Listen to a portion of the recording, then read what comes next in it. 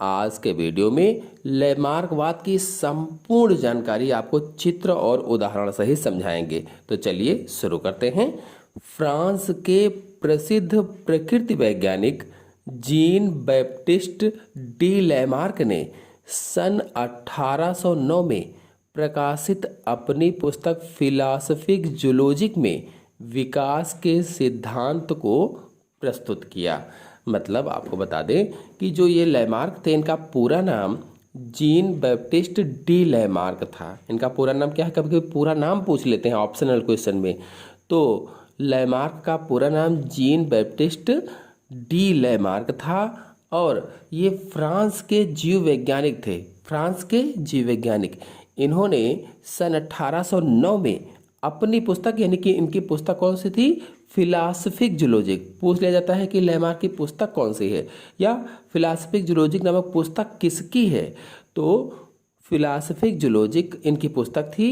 इन्होंने अपनी पुस्तक में विकास का सिद्धांत प्रस्तुत किया। तो लैमार्क ने जो विकास का सिद्धांत प्रस्तुत किया, उसी विकास के सिद्धांत को लैमार्क का सिद्धांत कहा जाता है या लैमार्कवाद कहा जाता है या उपार्जित लक्षणों की वंशागति का सिद्धांत, मतलब theory of inheritance of acquired characters कहा जाता है। चलिए आपको बताते हैं कि लैमार्कवाद की मूल धारणाएं क्या थीं, यानी बेसिक कॉन्सेप्ट ऑफ लैमार्किज्म क्या था। तो पहला है वातावरण का सीधा प्रभाव, मतलब डायरेक्ट इफेक्ट ऑफ एनवायरनमेंट। तो इसमें लैमार्क ने बताया कि जीवों पर वातावरण में होने वाले परिवर्तनों का सीधा प्रभाव पड़ता है। मतलब इनके अनुसार जीवों के रहन सहन, स्वभाव और लक्षणों पर वातावरण का प्रभाव पड़ता है और इन प्रभावों से जीवों के आकार, रचना और स्वभाव में परिवर्तन होते हैं। मतलब इन्होंने क्या कहा कि जीवों के शरीर पर वातावरण का सीधा प्रभाव पड़ता है और ये जो प्रभाव पड़ता है, इससे जीवों का जो आकार होता है, जो रचना उनकी होती है और जो स्वभाव होता है, उसमें चेंजेस आ जाते हैं, उसमें परिवर्तन आ जाते हैं। इसलिए इन्होंने क्या कहा कि उस पर वातावरणीय परिवर्तनों का सीधा प्रभाव पड़ता है और जिसके बाद या जिसके फलस्वरूप उसके जीवन यापन के ढंग में, स्वभाव में और उसके स्ट्रक्चर यानी संरचना में परिवर्तन होते हैं। फिर दूसरा है अंगों के उपयोग तथा अनुपयोग का प्रभाव, यानी effect of use and disuse of organs. तो इसमें इन्होंने क्या बताया कि वातावरण के प्रभाव से जीव के किसी अंग का निरंतर उपयोग उस अंग को अत्यधिक विकसित, क्रियाशील तथा शक्तिशाली बनाता है, किंतु इसके विपरीत कुछ अंगों में कम उपयोग के कारण उनका विकास कम हो जाता है अथवा रुक जाता है। यानी कि इनका कहने का मतलब था कि जिन अंगों का प्रयोग नहीं होता है, उनका विकास या डेवलपमेंट रुक जाता है या फिर कम हो जाता है और ये अंग विकास क्रम में निरंतर छोटे होकर ह्रासित या अवशेषी अंग बन जाते हैं। यानी जिनका उपयोग नहीं हुआ वो अंग, इन्होंने कहा कि धीरे धीरे करके छोटे हो जाते हैं या फिर वो पूर्णतः समाप्त ही हो जाते हैं। कहने का मतलब टोटल इनका इस पॉइंट का ये है कि वातावरण के प्रभाव के कारण जीवों में शरीर के सभी अंग एक समान प्रयोग में नहीं लाए जाते हैं और किसी विशेष वातावरण में कोई भी विशेष अंग अधिक उपयोग में आता है और अधिक उपयोग में आने वाले अंग अधिक विकसित हो जाते हैं। लैमार्क ये कह रहे हैं कि जिनका उपयोग अधिक होता है, अधिक किया जाता है, वो अधिक विकसित हो जाते हैं। जो अंग उपयोग में नहीं आते हैं वह धीरे धीरे ह्रासित हो जाते हैं, डीजेनरेटेड हो जाते हैं या कह लीजिए कि विलुप्त हो जाते हैं। ये भी कहा इन्होंने, अंत में लुप्त हो जाते हैं। कभी कभी ये अंग अवशेषी अंगों के रूप में रह जाते हैं, ये भी बोल दिया। यानी कभी कभी क्या होता है, वो छोटे होकर के अवशेषी अंग के रूप में रह जाते हैं। तो ये अंगों के कम या अधिक उपयोग का सिद्धांत कहलाता है। अंगों के उपयोग तथा अनुप्रयोग का प्रभाव मतलब अंगों के कम या अधिक उपयोग का सिद्धांत है ये। इनका कहने का टोटल मतलब इसमें ये था कि जिस अंग का हम अधिक प्रयोग करेंगे वो अधिक विकसित होगा और जिस अंग का प्रयोग नहीं करेंगे धीरे धीरे वो समाप्त हो जाएगा। फिर अगला कॉन्सेप्ट है बढ़ने की प्रवृत्ति, यानी टेंडेंसी टू ग्रो। तो सभी जीवों में जैव विकास के अंतर्गत शरीर और इसके अंगों की वृद्धि की प्रवृत्ति प्राकृतिक अथवा स्वाभाविक होती है। जो बढ़ने की प्रवृत्ति है, इन्होंने क्या बताया कि जीवों के शरीर और उनके अंगों में लगातार बढ़ने की प्रवृत्ति होती है। जो जीव का शरीर है, जो जीव के अंग हैं, वे लगातार धीरे धीरे बढ़ते ही रहते हैं। टेंडेंसी टू ग्रो यानी बढ़ने की प्रवृत्ति होती है। फिर अगला पॉइंट है उपार्जित लक्षणों की वंशागति, इनहेरिटेंस ऑफ एक्वायर्ड कैरेक्टर। तो इसमें इन्होंने क्या बताया, किसी भी जीव के जीवन काल में वातावरण के सीधे प्रभाव से विभिन्न अंगों के उपयोग और अनुप्रयोग से तथा बढ़ने की प्रवृत्ति से जीव के शरीर में अनेक नए गुण या लक्षण उत्पन्न हो जाते हैं। यानी जो चीजें ऊपर बताई उससे इन्होंने क्या कहा कि इन क्रियाओं से जीव के शरीर में अनेक नए गुण या लक्षण पैदा हो जाते हैं, उत्पन्न हो जाते हैं, और ऐसे लक्षणों को उपार्जित लक्षण कहा जाता है, एक्वायर्ड कैरेक्टर्स कहा जाता है। और ये सभी लक्षण संतति में पीढ़ी दर पीढ़ी वंशागत भी होते हैं। जो लक्षण उपार्जित होते हैं, इन्होंने क्या कहा कि वे लक्षण वंशागत भी होते हैं। मतलब कुल मिलाकर इस पॉइंट में इन्होंने ये बताया कि वातावरण के प्रभाव से अंगों के अधिक उपयोग अथवा अनुपयोग से जीवों में जो परिवर्तन हुए, उन परिवर्तनों को उपार्जित लक्षण कहते हैं। उपार्जित यानी बाद में जो अर्जित किए गए लक्षण, उन्हें उपार्जित लक्षण कहा जाता है। और उपार्जित लक्षण संतति में पीढ़ी दर पीढ़ी वंशागत होते हैं, यानी उनकी संतानों में पीढ़ी दर पीढ़ी वो लक्षण जाते रहते हैं। इसमें इन्होंने बताया, अतः उपार्जित लक्षणों की संतान में पहुंचने की क्रिया उपार्जित लक्षणों की वंशागति कहलाती है। यानी कि जो उपार्जित लक्षण है, जो बाद में अर्जित किए गए लक्षण, ये जब संतान में पहुंचते हैं तो इसी क्रिया को उपार्जित लक्षणों की वंशागति कहा जाता है। और इन्होंने ये भी बताया कि यदि यही क्रम धीरे धीरे करके चलता रहे, मतलब कई पीढ़ियों तक चलता रहे, तो संतानों में धीरे धीरे करके परिवर्तन होते जाते हैं और अंत में जीव में कुछ ऐसे लक्षण विकसित हो जाते हैं जिनसे जीव अपने पूर्वज से पूरी तरह से अलग हो जाता है। जैसा पूर्वज था उससे बिल्कुल ही भिन्न हो जाता है। इसे नई जाति की उत्पत्ति कहा जाता है, फॉर्मेशन ऑफ न्यू स्पीसीज कहा जाता था। ये बताया लैमार्क ने, यानी लैमार्कवाद में ये बात बताई गई है। चलिए अब लैमार्कवाद के प्रमाण अर्थात एविडेंस ऑफ लैमार्किज्म को समझा देते हैं। तो लैमार्क ने अपने जैव विकास के सिद्धांत को समझाने तथा उसकी व्याख्या के समर्थन में 2 उदाहरण मुख्य रूप से प्रस्तुत किए। और भी कई उदाहरण थे, लेकिन 2 उदाहरण हम आपको बताएंगे, जिसमें से पहला है जिराफ की लंबी गर्दन, लॉन्ग नेक ऑफ जिराफ।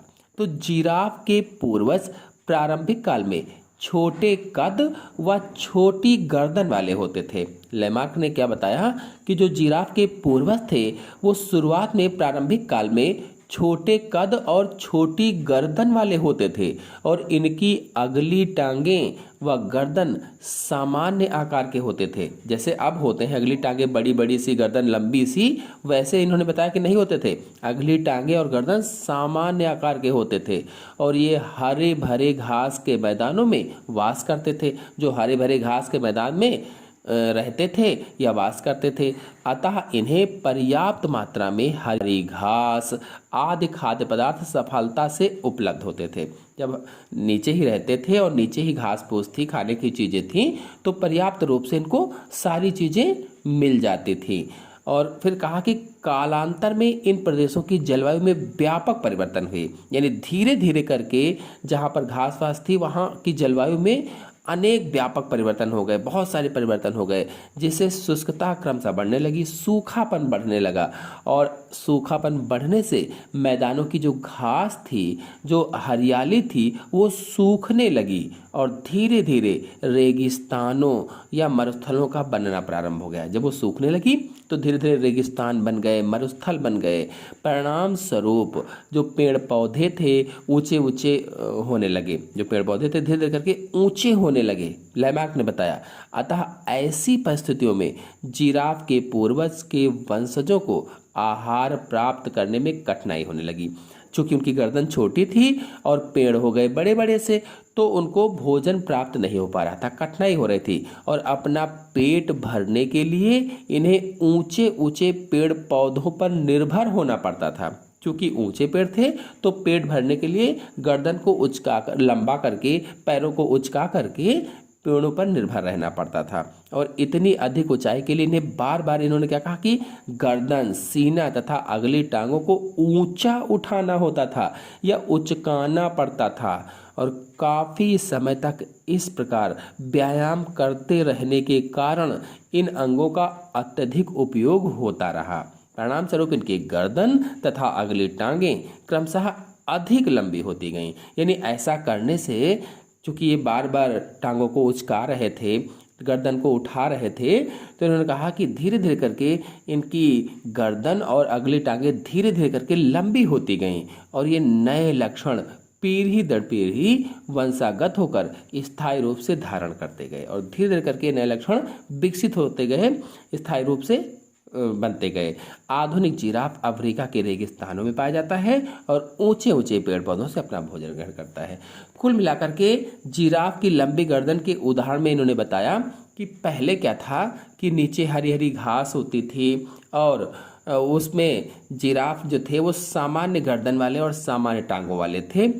फिर कुछ ऐसा परिवर्तन हुआ कि वो घास सूख गई, जिससे पेड़ जो थे वो लंबे लंबे हो गए और अब इनको भोजन सही से नहीं प्राप्त हो पाता था। तो जिराफों ने क्या किया कि लंबे लंबे जो पेड़ हो गए थे उनके पत्तों को खाने के लिए अपनी अगली टांगों को उचकाया और गर्दन को लंबी किया। ऐसा लगातार करते रहने के कारण उनकी अगली जो टांगें थी वो लंबी हो गई और गर्दन भी लंबी हो गई। और फिर यह पीढ़ी दर पीढ़ी चलता रहा, जिससे उनकी संतानें धीरे धीरे करके लंबी अगली टांगों वाले और लंबी गर्दन वाले पैदा हो गए। कुल मिलाकर के लैमार्क ने इसमें ये बताया।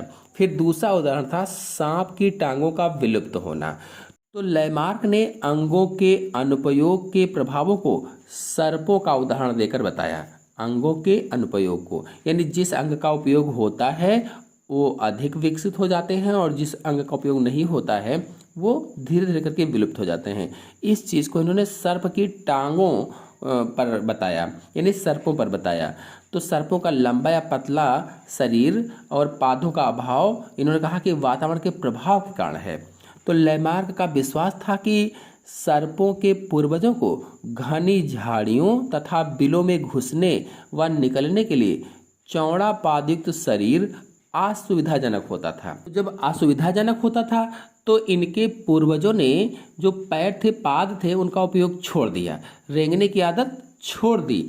ऐसे जीवन यापन से पाद क्रमशः अनुपयोगी होते गए। जब उनका उपयोग नहीं किया तो धीरे धीरे करके वो अनुपयोगी हो गए और वंशागत होते पूर्णतः विलुप्त हो गए। और धीरे धीरे करके जब वो अनुपयोगी हो गए, कम विकसित होते गए, तो वो धीरे धीरे वंशागत होते गए और इस तरह से विलुप्त हो गए। कुछ जातियों में अवशेषी संरचनाओं के रूप में इनके अवशेष विद्यमान हैं। रेंगकर चलने में शरीर के निरंतर खिंचाव के कारण उनका शरीर क्रमशः लंबा और पतला होता गया। यानी जब रेंगकर चलते थे तो खिंचाव पैदा होता था और खिंचाव के कारण उनका शरीर लंबा हो गया और पतला हो गया। कुल मिलाकर के सर्प की टांगों के उदाहरण में इन्होंने बताया कि सर्पों के पहले टांगें होती थीं। अब चूंकि वो पेड़ पर चढ़ते थे, उतरते थे, बिलों में घुसते थे, जिससे उनको परेशानी होती थी, तो इन्होंने क्या किया, यानी सर्पों ने क्या किया कि टांगों का उपयोग करना बंद कर दिया। और टांगों का उपयोग कम करने से या बंद करने से क्या हुआ कि वो टांगें धीरे धीरे करके विलुप्त होती गईं और फिर वो लक्षण अर्जित होते गए पीढ़ी दर पीढ़ी। इस तरह से बिना टांगों वाले सर्पों और लंबे सर्पों का विकास हुआ। तो सर्प की टांगों का विलुप्त होना, इसमें इन्होंने ये बताया। चलिए जानते हैं कि लैमार्कवाद की आलोचना, यानी क्रिटिसिज्म ऑफ लैमार्किज्म। तो सन 1809 में लैमार्क द्वारा लिखित फिलॉसफिक जूलॉजी नामक पुस्तक के प्रकाशित होते ही लैमार्कवाद विवादास्पद व कड़ी आलोचना का विषय बना। यानी सन 1809 में लैमार्क ने जो फिलॉसफिक जूलॉजी नामक पुस्तक प्रकाशित की, इसमें जब लोगों ने इसको पढ़ा तो विवाद बन गया, कड़ी आलोचना इनकी हुई। अनेक वैज्ञानिकों ने ऐसे उदाहरण प्रस्तुत किए जिससे लैमार्कवाद के प्रमुख कथन उपार्जित लक्षणों की वंशागति का सिद्धांत को आघात लगा। इनका प्रमुख कथन क्या था लैमार्कवाद का कि उपार्जित लक्षणों की वंशागति, यानी जो लक्षण हम अर्जित करते हैं बाद में वह धीरे धीरे करके वंशागत होते रहते हैं, इसको आघात लगा। इसके विरोध में कुछ उदाहरण आपको बताते हैं आपको कि कौन कौन से विरोध हुए। पहला, हिंदू परिवार की लड़कियों के नाक व कान छेदने की परंपरा सदियों से बरकरार है। वैज्ञानिकों ने क्या कहा कि हिंदू परिवार में जो लड़कियां होती हैं उनके नाक भी छेदे जाते हैं और कान भी छेदे जाते हैं, और ये परंपरा सदियों से विद्यमान है, बरकरार है। किंतु नवजात कन्या में इसका कोई संकेत नहीं मिलता है। मतलब नवजात जो कन्या है उसमें नाक और कान छिदे हुए पैदा नहीं होते हैं बच्चे। फिर अगला है, गायक या संगीतकारों की बेमिसाल निपुणता के बाद भी ये अर्जित गुण वंशागत द्वारा इनके बच्चों में नहीं पहुंचते हैं। इन्होंने कहा जो गायक होते हैं, बड़े बड़े संगीतकार होते हैं, वो बेमिसाल निपुणता उसमें पाई जाती है, लेकिन ये जो अर्जित करते हैं गुण, जो उपार्जित लक्षण इनके होते हैं, ये इनके बच्चों में नहीं जाते हैं। अर्थात उनके बच्चे तो गायक नहीं बनते हैं, वैसे ही संगीतकार नहीं बनते हैं।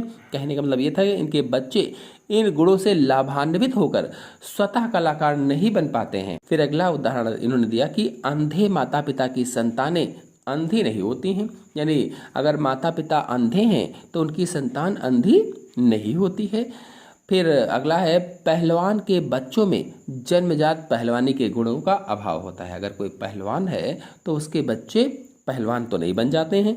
फिर अगला है, पीढ़ी दर पीढ़ी किसी पूंछ वाले जंतु जैसे चूहा, कुत्ता, बिल्ली आदि की पूंछ काटते रहने पर भी पूंछ रहित संतानें उत्पन्न नहीं होती हैं। यानी जैसे चूहा है, उसकी पीढ़ी दर पीढ़ी पूंछ काटते रहें तो कई पीढ़ियों के बाद भी उनकी जो संतानें उत्पन्न होती हैं उसमें फिर से पूंछ जन्म लेती है, यानी पूंछ सहित चूहा होता है, बल्कि अंतिम पीढ़ी में पूंछ पूर्वज की भांति ही रहती है। फिर अंतिम है, प्रत्यारोपित अंगों से युक्त माता पिता की संतानें सामान्य अंगों वाली पैदा होती हैं। यानी कोई अंग अगर प्रत्यारोपित हुआ है, दूसरे अंग का लगा है, तो ऐसे माता पिता की जो संतानें हैं वो सामान्य अंग वाली ही पैदा होती हैं। तो इस तरह से लैमार्कवाद की बहुत ही आलोचना हुई। उपार्जित लक्षणों की वंशागति का जो सिद्धांत इन्होंने दिया उसको बहुत आघात लगा। तो इस तरह से आज के वीडियो में मैंने जो कुछ आपको समझाया, आशा है आपको समझ में आया होगा। समझ में आया हो तो वीडियो को लाइक और शेयर कीजिए। नेक्स्ट वीडियो में आपके लिए 9 लैमार्कवाद लेकर के आएंगे। तो आज के अंक में इतना ही। धन्यवाद।